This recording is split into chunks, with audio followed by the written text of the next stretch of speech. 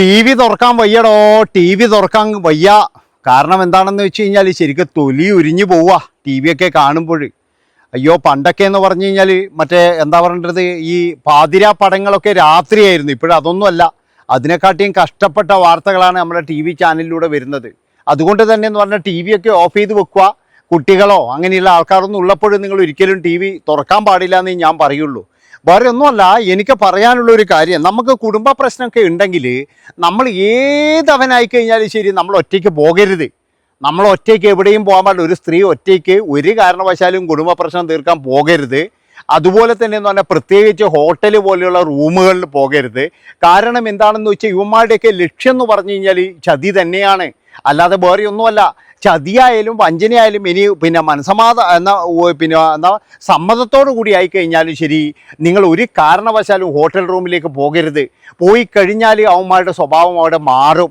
അതായത് എത്ര നല്ലവനാണെന്ന് നമ്മൾ വിചാരിച്ചു കഴിഞ്ഞാലും, അതായത് വലിയ നിലയിലായിരിക്കും, വലിയ ജോലിയിലായിരിക്കും, നമ്മൾ വിചാരിക്കുന്നത് എന്താണെന്നറിയാവോ, അവനെ കണ്ടു കഴിഞ്ഞാൽ എത്ര മാന്യനാണ്, ഇല്ലെങ്കിൽ അവൻ എത്ര മാന്യനാണ് എന്നൊക്കെ നമ്മൾ വിചാരിക്കുമെങ്കിലും അവിടെ എത്തിക്കഴിഞ്ഞാൽ ചിലപ്പോൾ നമ്മുടെ മനസ്സ് മാറ്റാനും നമ്മൾ ചിലപ്പോഴെന്ന് പറഞ്ഞാൽ അവർക്ക് വഴങ്ങി കൊടുക്കേണ്ടി വന്നേക്കുവായിരുന്നു.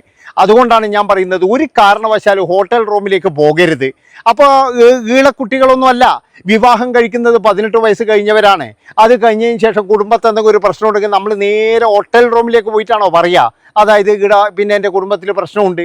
അതുപോലെ തന്നെ എന്ന് പറഞ്ഞാൽ പൈസ നമ്മൾ ഒരു കാരണവശാലും ഒരാണിന് അയച്ചു കൊടുക്കരുത്. പിന്നീട് എന്ന് പറഞ്ഞാൽ അവൻ അത് വെച്ച് നമ്മളെ ചൂഷണം ചെയ്യും എന്നാണ് എനിക്ക് പറയാനുള്ളത്. ഇപ്പോഴും ടി വിയിലുള്ള ചില വാർത്തകളും കാര്യങ്ങളൊക്കെ കാണുമ്പോൾ നമുക്കെല്ലാവർക്കും അറിയാം, അതായത് നമുക്ക് നമ്മളോട് തന്നെ ചില സമയത്ത് വെറുപ്പ് തോന്നുകയാണ്. എന്താണെന്ന് വെച്ചാൽ നമ്മളെ മാധ്യമങ്ങളുടെ ചർച്ചയായി കഴിഞ്ഞാലും ഒരുപാട് കാര്യങ്ങൾ വേറെ എന്തൊക്കെ ചർച്ച ചെയ്യാനുണ്ട്. ഇവിടെ ജനങ്ങൾ ശരിക്കും പറഞ്ഞു കഴിഞ്ഞാൽ നഷ്ടം തിരിയുകയാണ് ചില സമയത്ത്. അതായത് ആരുടെ കയ്യിലും പൈസയില്ല, അവർക്കൊക്കെ ബുദ്ധിമുട്ടുകൾ, അങ്ങനെ ഒരുപാട് വിഷമഘട്ടത്തിലൂടെ ഇവിടെയുള്ള യുവാക്കളൊക്കെ എന്ന് പറഞ്ഞു കഴിഞ്ഞാൽ എല്ലാവരും വിദേശത്ത് എവിടെയെങ്കിലും കടക്കണേ ഭഗവാനെ എന്ന് പറഞ്ഞ് നിൽക്കുന്ന ആൾക്കാരാണ്. അപ്പം അങ്ങനെയുള്ള ഒരു സന്ദർഭത്തിലാണ് ഇങ്ങനെയുള്ള വാർത്തകൾ മാത്രം വരുമ്പോൾ ശരിക്കും ഇത് ആരും ഒന്നും പറയുന്നില്ല. എന്തുകൊണ്ടാണ്? പേടിച്ചിട്ടാണ്. എന്തെങ്കിലും പറഞ്ഞു കഴിഞ്ഞാൽ അതിൻ്റെ പുറകിൽ പോകേണ്ടി വരുമോ, ഇല്ലെങ്കിൽ അവരിനി വല്ല പ്രതികാരവും ചെയ്യുമോ എന്നുള്ള ഒരു ഭയം നല്ല രീതിയിൽ നാട്ടുകാർക്ക് എല്ലാവർക്കും ഉണ്ട്. അല്ലാതെ ഇത് പ്രതികരിക്കാൻ മടിച്ചിട്ടൊന്നുമല്ല. അതായത് ഇപ്പോൾ ഇത് പ്രതികരിച്ചു കഴിഞ്ഞാൽ ഭഗവാൻ എന്തിനാ വെറുതെ മനസമാധാനം കളയുന്നത്? ഉള്ളത് കുടിച്ച് നമുക്ക് ജീവിക്കാം. ആ ടി വി തുറക്കാതിരുന്നാൽ പോരെ, അല്ലെങ്കിൽ അവരായി അവരുടെ പാടായി, ഇതെന്തോ ആയിക്കോട്ടെ. ഇങ്ങനെയൊക്കെയാണ് പലരും വിചാരിക്കുന്നത്. അതെന്തുകൊണ്ടാ? പേടിയാണ്. ഈ പേടിയാണ് മനുഷ്യൻ. എല്ലാവരും പറയും പ്രതികരിക്കണം, ഇതിനെതിരെ എന്താ മാങ്ങാത്തൊലിക്ക്, നിങ്ങൾക്കൊന്നും പറ പണിയില്ലേ മക്കളെ, ഒരു പ്രതികരണവും വേണ്ട. അതായത് നമ്മളെന്ത് ചെയ്യാറ്, ടി വി ഓഫ് ചെയ്യുക, എന്നിട്ട് നമുക്ക് ഇങ്ങനെ അനങ്ങാതിരിക്കുക. ഇല്ലെങ്കിൽ നമുക്കൊരു കാര്യം, വേറെ ഏതെങ്കിലും ഒരു ചാനൽ കാണാം. ഇഷ്ടം പോലെ ചാനലുകൾ വേറെയില്ലേ? ഇനി അതിൻ്റെ അകത്തും ആണല്ലോ വരുന്നത് എന്ന് പറഞ്ഞു കഴിഞ്ഞാലും അതെങ്ങനെയെങ്കിലും നമുക്ക് കണ്ടു തീർക്കാം. അതുകൊണ്ട് ഒരു കാരണവശാലും നമ്മൾ ഇന്നത്തെ സാഹചര്യത്തിൽ ന്യൂസ് ചാനലുകൾ വെക്കാനേ പാടില്ല. പണ്ടൊക്കെ എന്ന് പറഞ്ഞാൽ ഓരോ ന്യൂസ് അറിയാൻ വേണ്ടിയിട്ടാണ് നമ്മൾ ഈ ന്യൂസ് ചാനലുകൾ വെക്കുന്നത്. ഇന്ന് എന്ന് പറയുന്നത് ഇക്കിളിപ്പെടുത്തുന്ന വാർത്തകൾ കേൾക്കാൻ വേണ്ടിയിട്ടാണ് നമ്മൾ ഈ ന്യൂസ് ചാനൽ വെക്കുന്നത്. ഇതെനിക്ക് തോന്നുന്നത് ഒരു 3-4 വർഷം മുമ്പ് നടന്ന ഒരു സംഭവമാണ്. അതായത് 3-4 വർഷം മുമ്പ് നമുക്ക് എല്ലാവർക്കും അറിയാം, സോളാർ കേസ് എന്നൊക്കെ പറഞ്ഞ്, അതായത് ഇന്നത് വീണ്ടെടുക്കാൻ വേണ്ടി പോകുന്നു. അങ്ങനെ പാലക്കാട് മുതൽ എന്താ പറയേണ്ടത്, എറണാകുളം മുതൽ കോയമ്പത്തൂർ വരെ ലൈവ് കാണിച്ച ചാനലുകളൊക്കെ ഉണ്ടായിരുന്നു അന്ന്. ഇതൊക്കെ നമ്മൾ കണ്ടു, ഇപ്പം എടുക്കടാ എന്നെല്ലാം പറഞ്ഞ് നമ്മൾ വളരെ ആവേശത്തോടു കൂടി അന്ന് കുത്തിയിരുന്ന് കണ്ടു. അതുപോലെ തന്നെ എന്ന് പറഞ്ഞാൽ ചില സ്ത്രീകളുടെ നഗ്ന ദൃശ്യങ്ങളുണ്ട്. അത് കാണാൻ വേണ്ടിയിട്ട് നിങ്ങൾക്കറിയോ, കേരളത്തിൽ ഏറ്റവും കൂടുതൽ മൊബൈൽ ഫോൺ വിറ്റുപോയത് എപ്പാന്നറിയാം? പണ്ട് ഏതോ ഒരു കേസിൽ ഏതോ ഒരു പ്രതിയുടെ നഗ്ന ചിത്രങ്ങൾ ഇന്ന് 4 മണിക്ക് റിലീസാകുമെന്ന് പറഞ്ഞിട്ട് ഒരിതൊക്കെ ഉണ്ടായിരുന്നു. അന്നാണ് കേരളത്തിൽ ഏറ്റവും കൂടുതൽ മൊബൈൽ ഫോൺ വിറ്റുപോയത്. എന്താ, സകല ആൾക്കാരും ഈ നഗ്ന ദൃശ്യങ്ങൾ കാണാൻ വേണ്ടിയിട്ട് എന്താ പറയേണ്ടത്, വളരെ മോശപ്പെട്ട പരിപാടിയാണ്. ഈ നഗ്ന ദൃശ്യങ്ങൾ കാണാൻ വേണ്ടിയിട്ടും ഷെയർ ചെയ്യാൻ വേണ്ടിയിട്ടും ഒന്ന് മത്സരമായിരുന്നു. അപ്പം ഇത് എവിടെ നിന്നാണ് ചോർന്നത്, എവിടെ നിന്നാണ് വന്നത്, ആരാണ് അപ്ലോഡ് ചെയ്തത് എന്ന് ഇന്നും അറിയില്ല. ഇന്നും അത് ആർക്കോ അറിയുന്ന രഹസ്യം മാത്രമാണ്, നമുക്ക് ജനങ്ങൾക്കൊന്നും അറിയില്ല. അപ്പം അങ്ങനെ ഇവിടെ നാട്ടിൽ നാറ്റക്കേസ്, ഞാൻ പറഞ്ഞല്ലോ, ഇതിൽ ആണ് പെണ്ണ് എന്നില്ല, രാഷ്ട്രീയക്കാർ സിനിമാക്കാർ എന്നില്ല, അല്ലെങ്കിൽ മറ്റുള്ളവർ എന്നില്ല, എല്ലാവരെയുമാണ് പറയുന്നത്. നാളത്തെ തലമുറയ്ക്ക് എന്ത് സന്ദേശമാണ് നമ്മൾ വെച്ചു കൊടുക്കുന്നത്? അതാണ് എനിക്ക് ചോദിക്കാനുള്ളത്. നാളത്തെ, അതായത് ഇന്ന് ഭരിക്കുന്നവരായാലും ഇന്ന് ഉള്ളവരായാലും ഇവരെല്ലാവരും എന്ന് പറഞ്ഞാൽ ഒരു കാലം കഴിഞ്ഞാൽ പോകും. അതാണ് മനസ്സിലാക്കേണ്ടത്.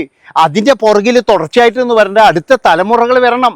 ആ തലമുറകൾ ഇതുപോലെ ഈ നാറ്റക്കേസും ഇങ്ങനെയൊക്കെ ആണെങ്കിൽ ഇവിടെ ഇനി നാടിന് എന്താണ് സംഭവിക്കാൻ പോകുന്നത്? അതാണ് എനിക്ക് ചോദിക്കാനുള്ളത്. അതുകൊണ്ട് ആണായാലും പെണ്ണായാലും ഒരു കാര്യം ചെയ്യുക, എന്താണെന്ന് വെച്ച് കഴിഞ്ഞാൽ വളരെയധികം സൂക്ഷിക്കുക. അല്ലാതെ എന്ന് പറഞ്ഞു കഴിഞ്ഞാൽ ഞാൻ പറഞ്ഞല്ലോ അവൻ പാപമാണ് അല്ലെങ്കിൽ അവൻ പാവാടയാണ് എന്നൊക്കെ പറഞ്ഞിട്ട് നമ്മൾ ഓരോരുത്തരുടെ അടുത്ത് പോകുമ്പോഴും നോക്കണം. കാരണം എന്താണെന്നറിയാം, കാമ കണ്ണോട് കൂടിയിട്ടായിരിക്കും ചില ആൾക്കാർ നോക്കുക. അതായത് അവളിങ്ങനെ വലയിലാക്കാം, ഇങ്ങനെയാണ് ചിലവരുത്തൻ്റെ ചിന്ത. നമ്മൾ നോക്കുമ്പോൾ എന്താ, മാന്യനാണ് അല്ലെങ്കിൽ മാന്യതയുള്ളവരാണ്. പിന്നെ അതുപോലെ തന്നെ സ്ത്രീ ആണെങ്കിൽ മാന്യ സ്ത്രീയാണ്. അപ്പോൾ അവരുടെ മനസ്സിലെന്തായിരിക്കും, ഇവൻ എങ്ങനെ നമുക്ക് കുപ്പിയിലാക്കാൻ കഴിയും എന്നാണ് അവർ ചിന്തിക്കുന്നത്. അതുകൊണ്ട് എനിക്ക് പറയാനുള്ളൊരു കാര്യം, നാളത്തെ സമൂഹത്തിന് യാതൊന്നും ഇവിടുന്ന് കിട്ടുന്നില്ല. ഇവിടെയൊക്കെ എന്ന് പറഞ്ഞു കഴിഞ്ഞാൽ പിടിച്ചുപറിയും കളവും പിന്നെ എന്ന് പറഞ്ഞാൽ ഇങ്ങനെയുള്ള കേസുകളും ഈ നാറ്റ കേസുകളും അതുപോലെ തന്നെ എങ്ങോട്ട് നോക്കിക്കഴിഞ്ഞാലും അവിടുന്ന് കെട്ടു ഇവിടുന്ന് കെട്ടു എന്നൊക്കെ പറഞ്ഞിട്ടുള്ള സംഭവങ്ങളും ഇത് മാത്രമാണ് നമുക്ക് കേൾക്കാനുള്ളത്. അതാണ് ഉത്തരവാദിത്തപ്പെട്ടവരൊക്കെ ഇവിടെ എന്നാണ് എനിക്ക് ചോദിക്കാനുള്ളത്. അപ്പോൾ അതുകൊണ്ട് തന്നെ എന്ന് പറഞ്ഞു കഴിഞ്ഞാൽ എൻ്റെ പ്രിയപ്പെട്ട പുതിയ തലമുറക്കാർ ഒരു കാര്യം ചെയ്യുക, നിങ്ങൾ ഇങ്ങനെയുള്ള വാർത്തകളിലൊന്നും പോകാതെ നിങ്ങളുടേതായ, അതായത് നിങ്ങളുടെ പഠനങ്ങളായാലും ഇനിയിപ്പോൾ നിങ്ങൾക്ക് എവിടെയെങ്കിലും പോയി രക്ഷപ്പെടണമെന്നായാലും അവിടെയൊക്കെ നോക്കുക. അല്ലാതെ എന്ന് പറഞ്ഞു കഴിഞ്ഞാൽ ഇതിൻ്റെ പുറകിലേ പോയിട്ടൊന്നും ജീവിതം തുലയ്ക്കരുതെന്ന് എനിക്ക് പറയാനുള്ളൂ. ഒരു സമ്പാദ്യവും നമ്മൾ നോക്കണ്ട, അതായത് നാളത്തെ തലമുറയ്ക്ക് നമ്മൾ സമ്പാദിച്ചു കൊടുക്കാം എന്നുള്ള കാര്യം ഒന്നും നോക്കണ്ട. ഞാൻ പറഞ്ഞല്ലോ, നമ്മളിപ്പോഴും പുറകിലോട്ടാണ് നടന്നുകൊണ്ടിരിക്കുന്നത്. കേരളം എന്ന് പറഞ്ഞു കഴിഞ്ഞാൽ നമുക്കെല്ലാം അഭിമാനമാണ്. എല്ലാവരും എന്നോട് ചോദിക്കുന്നുണ്ട്, എന്താണ് ചേട്ടാ കേരളം എന്ന് പറയുമ്പോൾ ചേട്ടൻ ഇങ്ങനെ പറയുന്നത്? ഞാൻ പറഞ്ഞല്ലോ, ഇന്ന് നന്നാകും നാളെ നന്നാകും എന്നാണ് നമ്മളെല്ലാം കരുതുന്നത്. അതായത് നാളെ ഒരു മാറ്റം വരും, ഇല്ലെങ്കിൽ മറ്റന്നാൾ ഒരു മാറ്റം വരും. എന്തൊക്കെ കാര്യങ്ങളുണ്ട്. ഇന്ന് നമ്മൾ വാർത്തകൾ എടുത്ത് നോക്കിക്കഴിഞ്ഞാൽ എല്ലാവരും എന്തായി, മറ്റേ കാര്യം എന്തായി, എത്രാമത്തെ കേസാണ്, ഏതാ കേസ്, എതിയാ എത്ര ഉണ്ടാവും. അതുപോലെ തന്നെ അറസ്റ്റ് ചെയ്യാൻ വരുന്ന പോലീസുകാരനോട് ഒരാൾ ചോദിക്കുകയാണ് ഏത് കേസിലാണ്. ആലോചിച്ച് നോക്കാറ് ആ ഒരു ദുരന്തമായ അവസ്ഥയെ. കാരണം എന്താണെന്ന് വെച്ച് കഴിഞ്ഞാൽ അയാൾക്ക് എത്തിപ്പെടാൻ പറ്റുന്ന പരമാവധി നല്ല ഒരു പൊസിഷനിൽ എത്തിയിരിക്കുന്നത്. വെറും ഈ ചീള് കേസിന് വേണ്ടിയിട്ട് അയാളുടെ ആ ലൈഫ് മുഴുവൻ കളയാന്ന് പറഞ്ഞു കഴിഞ്ഞാൽ എൻ്റെ അഭിപ്രായത്തിലില്ലേ, അങ്ങനെയുള്ളവരുടെ മണ്ടന്മാരാണ്. അതാണ് നിങ്ങൾ ആലോചിക്കേണ്ടത്. ഈ ഒരു ചീള കേസിന് വേണ്ടിയിട്ട് ഈ ഒരു 2-3 മിനിറ്റ് നേരത്തെ ഇതിന് വേണ്ടിയിട്ട് ഇവന്മാർ ഈ ഇത്രയും ജനങ്ങൾ ആരാധിക്കുന്നവർ അവരെ പോലും എന്ന് പറഞ്ഞാൽ വെറുപ്പിച്ചുകൊണ്ട് അവിടുന്ന് താഴേക്ക് വേണ്ടിയിരിക്കാൻ എന്തൊക്കെ പറഞ്ഞു കഴിഞ്ഞാൽ ഞാൻ പറഞ്ഞല്ലോ, തീയില്ലാതെ പുകയുണ്ടാവില്ല. അതാണ് നിങ്ങൾ മനസ്സിലാക്കേണ്ടത്.